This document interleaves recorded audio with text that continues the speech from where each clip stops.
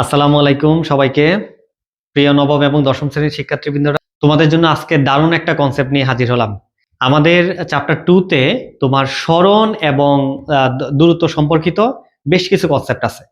তার মধ্যে সবচেয়ে গুরুত্বপূর্ণ কনসেপ্ট হলো বৃত্তের বিভিন্ন বিন্দুতে স্মরণ এবং দূরত্ব বের করা। খুবই ইম্পর্টেন্ট, প্রায় পরীক্ষায় এখান থেকে প্রশ্ন আসে, আর বোর্ডে এখন নিয়ে তো কয়েকবার আসছে। এই জন্য এই টপিকটা আজকে আমরা খুবই গুরুত্ব দিয়ে পড়বো এবং খুব ইম্পর্টেন্ট, পরীক্ষায় আসবে। চলো আমরা শুরু করি। প্রথমে আসো দূরত্ব স্মরণ নির্ণয়। দূরত্ব আমরা স্মরণ নির্ণয় করব, বৃত্তকে আমরা 4টা ভাগে ভাগ করব। 4টা ভাগ আমি তোমাদেরকে আগে একটু দেখাইনি, 4টা ভাগে একটু খেয়াল করো। 4টা ভাগ তোমাদেরকে আগে একটু দেখাই নিচ্ছি। এটা হচ্ছে এ বিন্দু, এ, এটা বি বিন্দু, এটা সি, আর এটা হচ্ছে ডি। আমরা এ থেকে বি পর্যন্ত স্মরণ বের করব, দূরত্ব বের করব একটা। তারপরে এ থেকে সি তে আসার পরে স্মরণ বের করব, দূরত্ব বের করব। এ থেকে ঘুরে আবার ডি তে আসলে স্মরণ বের করব, দূরত্ব বের করব। আবার এ থেকে ঘুরে আবার এতে আসলে স্মরণ বের করব, দূরত্ব বের করব। কয়টা হয়েছে?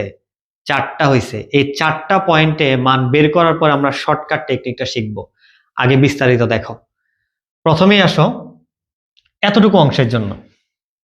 এতটুকু অংশের জন্য আমরা কি লিখতে পারি? এই দেখো, এ থেকে বি, এটাকে আমরা বলবো 1/4 পথ, কারণ এই বৃত্তটাকে আমরা 4 ভাগে ভাগ করছি। দেখো, এই বৃত্তটাকে আমরা 4 ভাগে ভাগ করছি।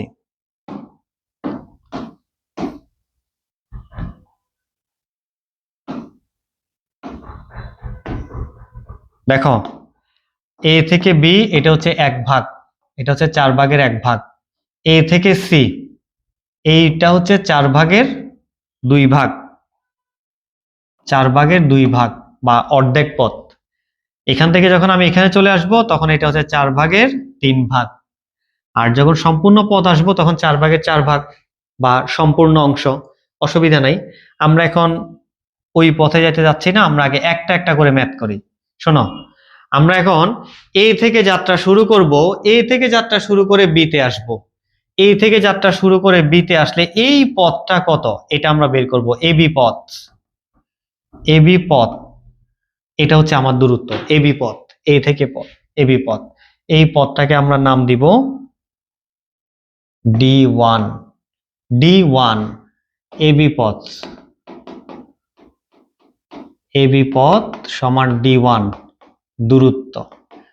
দূরত্ব দেখো, এটা কিন্তু সরাসরি পথ না, তুমি এটাকে কিন্তু স্মরণ বলতে পারবা না, কারণ আমি এ থেকে যাত্রা শুরু করছি, তো এ থেকে সরাসরি আমি বি তে আসি নাই।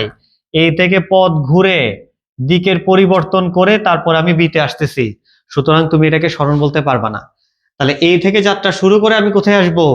বি তে আসব। তাহলে D1 বা এবি পথ, এবি পথ সমান D1 কতটুকু দেখো তো, এই পথটা, এই পথটা কতটুকু? সম্পূর্ণ বৃত্তের 1 2 3 4, 4 ভাগের মধ্যে 1 ভাগ। তাহলে সম্পূর্ণ বৃত্ত মানে কি? এ থেকে যদি যাত্রা শুরু করে যদি বি তে আসি, দেখো এই থেকে যাত্রা শুরু করে সম্পূর্ণ পরিধি এখন কতটুকু আসছে? সম্পূর্ণ পরিধির এতটুকু অংশ। তাহলে সম্পূর্ণ পরিধি হচ্ছে 2πr, 2πr এর 4 ভাগের 1 ভাগ। এই জায়গাটা এ থেকে বি, এই জায়গাটা হচ্ছে 4 ভাগের 1 ভাগ।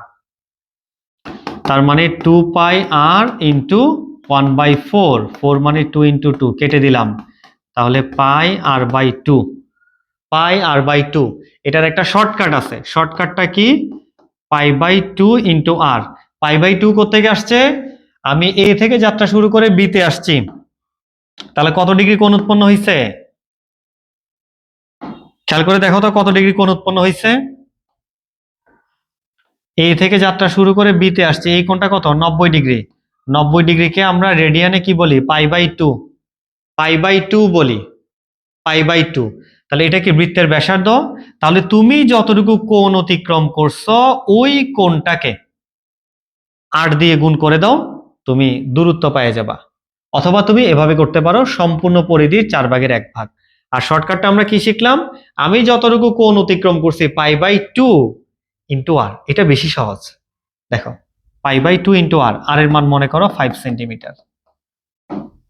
মানটা বসাই দিলা, পাই মানে 3.1416 অ্যাপ্রক্সিমেট 2 ইন্টু কত 5 সেন্টিমিটার আনসার।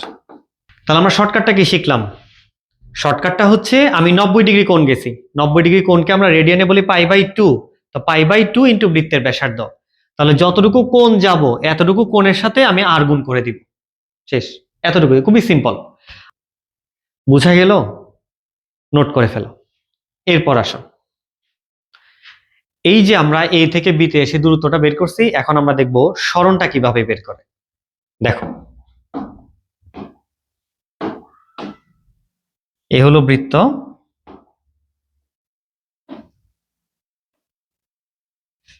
আমরা যাত্রা শুরু করছি এই থেকে যাত্রা শুরু করছিলাম বি তে, মনে আছে? এ থেকে বি, এটা ছিল আমার পথ। এই পথটা কত ছিল?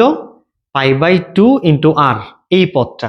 এখন আমরা সরণ বের করতে চাই, তাহলে সরণ কাকে বলে? সরণ হচ্ছে সরাসরি পথ। আমি যাত্রা করছি এ বিন্দু থেকে, গেছি কোথায়? বি বিন্দুতে। এ থেকে বি তে গেছি, এই যে সরাসরি পথ, এই পথটার নাম হচ্ছে সরণ। এই পথটার নাম হচ্ছে সরণ। এটা হচ্ছে বৃত্তের কেন্দ্র, কেন্দ্র থেকে এতটুকু দূরত্ব হচ্ছে আর, কেন্দ্র থেকে এই দূরত্বটা হচ্ছে আর। দেখো, আমাকে বের করতে হবে এই পথ। তুমি যদি এটাকে একটু বের করে নিয়ে আসো, এটা হচ্ছে 90 ডিগ্রি, এটা ও, এটা এ, বৃত্তের ব্যাসার্ধ, বৃত্তের ব্যাসার্ধ। আর এটা কি? সমকোণের বিপরীত বাহু। সমকোণের বিপরীত বাহুটার নাম হচ্ছে অতিভুজ।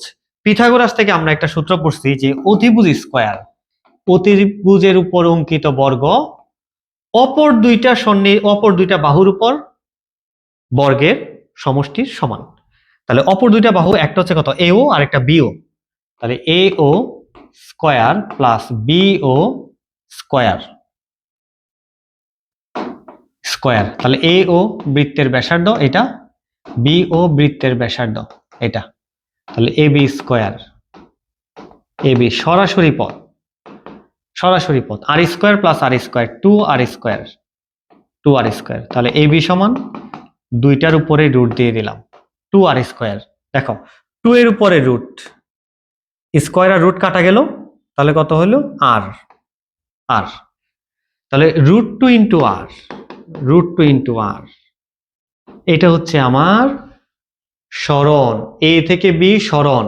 দেখো, এই পথটা কত? এই পথটা হচ্ছে π/2 ইন্টু আর, এই পথটা, এই পথ, এটা, এটা। দেখো, এটা হচ্ছে কত? π/2 ইন্টু আর, এই পথটা, এটা। তাহলে দেখো, এই π/2 ইন্টু আর, এই, এটা π/2 ইন্টু আর, এটা। আর সরাসরি যে পথ, এই পথটা হচ্ছে কত? √2r, এই পথটা হচ্ছে √2r। খেয়াল করো, এটা √2r। তো √2 মিনস 1.414 ইন্টু আর। মনে করো আর এর মান হচ্ছে 5 সেন্টিমিটার। তাহলে আর এর মান 5 সেন্টিমিটার হলে 1.414 ইন্টু 5 সেন্টিমিটার, এই হচ্ছে তোমার সরণ। তাহলে এ থেকে বি তে গেলে ডিরেক্ট ফর্মুলা ইউজ করবা যদি এমসিকিউতে আসে, √2 ইন্টু আর। আর যখন এই পথে যাবা, পথ বের করবা, তখন হচ্ছে π/2 ইন্টু আর। খেয়াল রাখবা, π/2 ইন্টু আর, এটা, এটা হচ্ছে π/2 ইন্টু আর। আর সরাসরি পথ হচ্ছে √2r।